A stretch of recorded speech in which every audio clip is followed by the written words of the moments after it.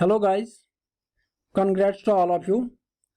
बहुत सारे कैंडिडेट्स जो कि ग्रेजुएट्स और पोस्ट ग्रेजुएट्स थे बेसब्री से इंतज़ार कर रहे थे पंचायत असिस्टेंट की पोस्ट के लिए। एट लास्ट तो उसकी नोटिफिकेशन निकली है, तो उसी से रिलेटेड हम डिस्कस करेंगे। तो पहले कन्फ्यूजन हुआ था जब क्लास 4 की पोस्ट निकली थी, ग्रेजुएट्स ने बोला कि क्या हम एलिजिबल है कि नहीं। एक्चुअली वो स्पेसिफिकली होते हैं वो पोस्ट क्लास 4 के लिए, यानी कि उसकी एलिजिबिलिटी रहती है क्लास 10th और 10+2 ही रहती है। अब अगर कुछ लोग बोल रहे हैं कि अगर हम एलिजिबल होंगे भी, यानी कि ग्रेजुएट्स अगर एलिजिबल होंगे भी, उनको अपनी क्वालिफिकेशन वही दिखानी है, यानी कि 10+2 ही। तो वो मेरे हिसाब से उन सब पोस्ट्स के लिए अप्लाई करना है, यानी कि बीइंग ए ग्रेजुएट और पोस्ट ग्रेजुएट ठीक नहीं रहेगा। तो खुशखबरी की बात यह है कि पोस्ट निकले हैं पंचायत असिस्टेंट के, इसी से रिलेटेड देखते हैं। तो आइए स्टार्ट करते हैं। ऑनलाइन सबमिशन ऑफ फॉर्म्स कब होगी? वो होगी 20 जुलाई से स्टार्ट, और लास्ट डेट क्या रहेगा? 31 अगस्त। तो ये मेन चीज़ है जो हमें याद रखनी है, कब से फॉर्म भरने हैं और कब लास्ट डेट रहेगा। लास्ट डेट को ध्यान में रखना है। टोटल पोस्ट कितनी निकाली गई है? 1889। यहाँ पे बहुत ज़रूरी है, cut off date for prescribed educational qualification क्या है? 31/8/2000, यानी कि अगस्त की last date. Cut off date for submission of domicile and reserved category certificate कब सबमिट करनी है, उसके लिए डेट निकाला जाएगा। जो बोलेगा हम डोमिसाइल है, उनको डोमिसाइल सर्टिफिकेट सबमिट करनी होगी, तो उनके लिए, उन सब के लिए ये डेट्स भी निकाली जाएगी।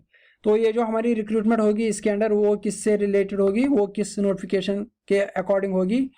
According to the provisions of Jammu and Kashmir probational conditions of services pay and allowances and fixation of tenure rules 2020 notified by SO 192 dated 17 June 2020। और रिजर्वेशन किससे रिलेटेड होगी?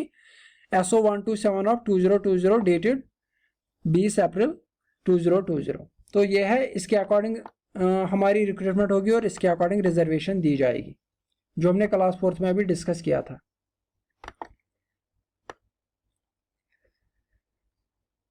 पे स्केल यहाँ पे बहुत ही जरूरी बनता है। पे स्केल जो लेवल 5 है 29,200 to 92,300। तो ज्वाइनिंग के टाइम जो सैलरी मिलेगी वो मिलेगी 38,000। बस इतना याद रखना है, 38,000। 1000 रुपया तक भी कम ज़्यादा कर लो तो, लेकिन 38,000 ही होगी। अब थोड़ा सा कम ज़्यादा करके लेकिन 37 to 38 ही होगी। यानी कि ये ज्वाइनिंग के टाइम जो ज्वाइन करेगा उसको 38,000 सैलरी मिलेगी, और फिर आगे जाके भी बहुत बढ़ेगी। तो जो एज लिमिट होगा, एज लिमिट कब डिसाइड किया जाएगा? 1 जनवरी 2020 को हमारी एज लिमिट होनी चाहिए। यानी कि जो एज लिमिट दिया होगा वो कब डिसाइड किया जाएगा? 1 जनवरी 2020 को। तो एज लिमिट देखते हैं, एज लिमिट कितना होना चाहिए? जो कि क्लास 4 के लिए है वो ही यहाँ पे भी है एज लिमिट। यानी कि ओपन मेरिट के लिए है 40, और जो गवर्नमेंट सर्विसेज कॉन्ट्रेक्चुअल एम्प्लॉयमेंट है उनके लिए भी है 40 साल की एज। बाकी जो कास्ट है उन सब के लिए 43 मतलब SC ST RBA जो भी कास्ट है अदर देन ओपन मेरिट, उनके लिए 43 है। उसके बाद बचते सिर्फ 2 क्लासेस, फिजिकली चैलेंजर और एक्स सर्विसमैन। एक्स सर्विसमैन को सबसे ज्यादा होती है 48, और फिजिकली चैलेंजर के लिए है 42। बस इतना याद रखना है। क्वालिफिकेशन हमने 1-2 बार, जब पहले पोस्ट निकाले गए थे तो 1-2 बार इन्होंने चेंज करके, अब देखते हैं यहाँ पे क्वालिफिकेशन क्या है। क्वालिफिकेशन वही graduate in any stream. Open merit की मार्क्स होने चाहिए 50%, अगर कैटेगरी से रिलेटेड होगा उसको होने चाहिए 45% मार्क्स, और जो पोस्ट ग्रेजुएट होगा उसके 50% मार्क्स होने चाहिए। यानी कि यहाँ पे पोस्ट ग्रेजुएट ग्रेजुएट दोनों एलिजिबल है। Document verification will be required to produce the relevant certificates. यानी कि डॉक्यूमेंट वेरिफिकेशन के लिए हमें मार्कशीट वगैरह प्रोड्यूस करनी है कब? 31 अगस्त 2020 को। डॉक्यूमेंट वेरिफिकेशन के लिए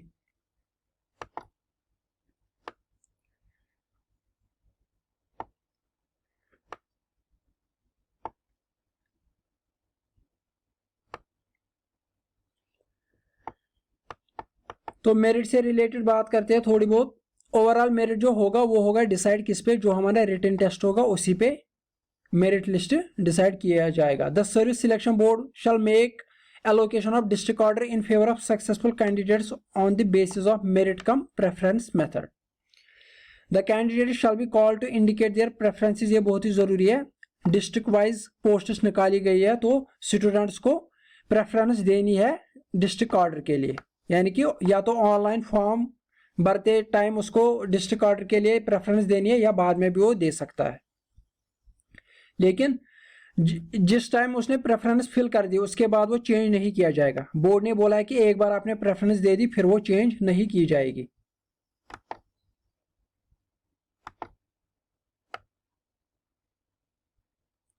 एप्लीकेशन फी कितना रहेगा? 350 रुपीज एप्लीकेशन फी है.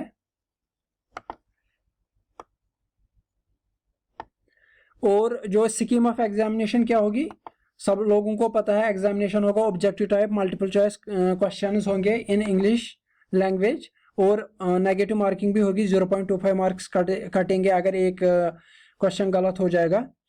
तो आंसर की भी निकाली जाएगी बाद में, जो हम सबको पता है.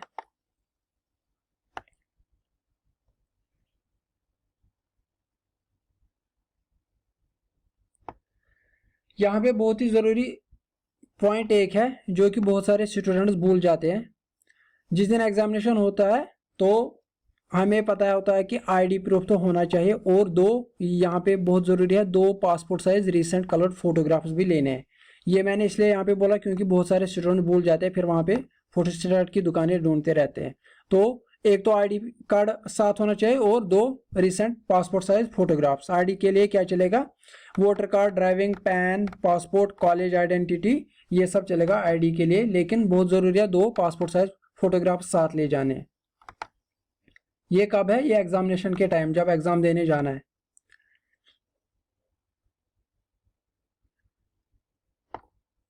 और डॉक्यूमेंट वेरिफिकेशन के लिए क्या क्या दिखाना है? एक मैट्रिक की सर्टिफिकेट दिखानी है, 10+2 की सर्टिफिकेट दिखानी है, मैट्रिक शीट ऑफ ग्रेजुएशन दिखाना है. अगर किसी ने outside union territory candidate who accord qualification outside, जिसने बाहर पढ़ा होगा, ग्रेजुएशन वगैरह बाहर की होगी, उसको बोनाफाइड सर्टिफिकेट देनी है. और डिग्री सर्टिफिकेट देनी है पोस्ट ग्रेजुएट ग्रेजुएट्स के लिए. और अगर कोई बोल रहा है कि मेरी क्वालिफिकेशन इक्विवेलेंट टू ग्रेजुएशन है या पोस्ट ग्रेजुएट, किसी की क्वालिफिकेशन ऐसी होगी जो बोल रहा होगा नहीं ये इक्विवेलेंट टू ग्रेजुएशन है, पोस्ट ग्रेजुएट है, यानी कि वो बोलेगा मैं भी एलिजिबल हूं, तो उसको उसके अकॉर्डिंग ऑर्डर लाना होगा. और उसको डॉक्यूमेंट वेरिफिकेशन के लिए उसके रिगार्डिंग डॉक्यूमेंट्स भी प्रोड्यूस करने हैं कि हाँ ये जो मैं दिखा रहा हूँ यहाँ पे मेरी क्वालिफिकेशन ये इक्विवेलेंट टू ग्रेजुएशन और पोस्ट ग्रेजुएशन है. Candidates have to bring 2 passport size recent color photographs and 1 original photo ID proof while appearing for the document verification. ये भी बहुत जरूरी याद रखना है, यानी कि 2 पासपोर्ट साइज फोटोग्राफ्स वहां पे ले जाने हैं. डॉक्यूमेंट वेरिफिकेशन टाइम भी और एग्जाम देने के टाइम भी.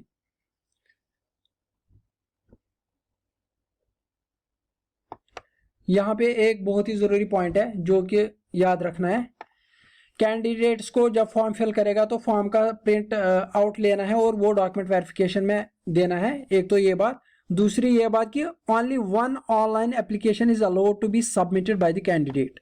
खाली एक ही एप्लीकेशन फॉर्म माना जाएगा. अगर किसी ने 1-2 सबमिट किए, if a candidate submits multiple application and appears in the examination at any stage more than once, his her candidature will be cancelled and he she will be declared from the debarred from the examination. यानी कि एक ही application form fill करना है. और in case more than 1 application of candidates are detected, board will consider latest application. अगर आपने 1-2 बार fill किया है तो जो लेटेस्ट आपने भरा होगा वही माना जाएगा. अगर आपने 1-2 बार एग्जामिनेशन में अपेयर हो गए तो आपको डिबार भी किया जा सकता है. तो याद रहे एक ही एप्लीकेशन फॉर्म भरना है.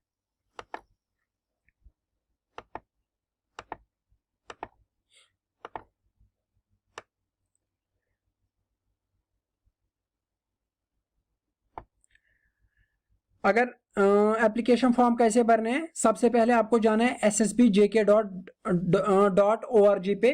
तो वहां पे रजिस्ट्रेशन करनी है, वहां पे होगा कैंडिडेट रजिस्ट्रेशन, उस पे जाके आपको अकाउंट बनाना है, यानी कि रजिस्ट्रेशन करनी है इस साइट पे. उसके बाद फिर से कैंडिडेट लॉगिन होगा, आपका बन जाएगा रजिस्ट्रेशन आईडी वगैरह, ओटीपी वगैरह आएगा. तो फिर आप जब लॉगिन करोगे वहां पे आपको मिलेगी लेटेस्ट ओपनिंग्स और अप्लाई नाउ, फिर आप उसके बाद आपको पता ही है कि कैसे सबमिट करना है, लेकिन रजिस्ट्रेशन बहुत ही ज़रूरी करनी है। फोटोग्राफ्स की जो सिग्नेचर वगैरह अपलोड करने हैं उनकी मैक्सिमम साइज होना चाहिए 1 MB। तो यहाँ पे थोड़ा सा मैं ये बता देता हूँ कि अगर फोटोग्राफ आपको कम ज़्यादा करना होगा तो कैसे करना होगा। आपको फोटोग्राफ पेंट में खोलना है, अगर आपका फोटो होगा या सिग्नेचर होगा, अगर आपको उसके अकॉर्डिंग उसका साइज चेंज करना है तो यहाँ पे रिसाइज पे जाके यहाँ पे पिक्सल्स में जाके पिक्सल चेंज करना है। ऑलमोस्ट आप रखना 300-400 के अकॉर्डिंग, उसी के हिसाब से ये बराबर आ जाता है। एक तो साइज भी बराबर आ जाएगा, जो पिक्सल्स ये मांग जाते हैं वो भी बराबर आएगा। यहाँ पे पिक्सल्स देना है तो आपका हो जाएगा ठीक। तो उन सब के लिए मैंने यहाँ पे बोला, बहुत सारे स्टूडेंट्स को फिर प्रॉब्लम हो जाती है जो खुद फॉर्म भरते हैं।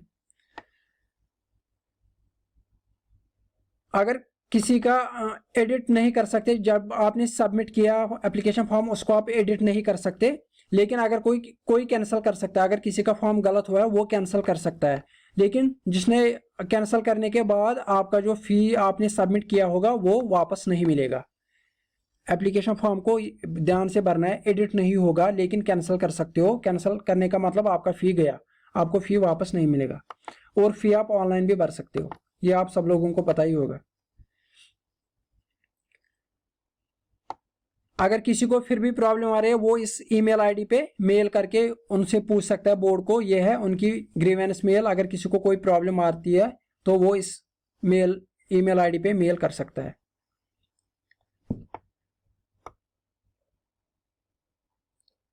अब यहाँ पे देखते हैं कितने पोस्ट्स किस डिस्ट्रिक्ट के लिए है। कुपवारा के लिए है ओपन मेरिट के लिए 76, बाकी आप देख सकते हो आरबी, SC, ST, AWC और टोटल पोस्ट है 153। बारामूला के लिए 80 ओपन मेरिट के लिए टोटल है 158। बांडीपोरा 37, 74, गांधरबल 33, 66। इसी तरह श्रीनगर 4 पोस्ट है, टोटल 7 है। बड़गाम 61, 123, पुलवामा 44, 86 टोटल, शुपियां 28, 55। इसी तरह कुलगाम में 43, 83, अनंतनाग में 72, 146। ये मैं ओपन मेरिट और टोटल बता रहा हूँ, बाकी आप देख सकते हो।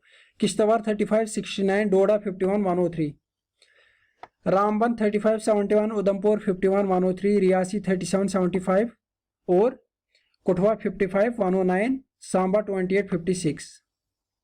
जम्मू 62 पोस्ट 124, राजौरी 64, 128, पुंछ 50 और टोटल है 1889। ओपन मेरिट के लिए टोटल पोस्ट 946 है।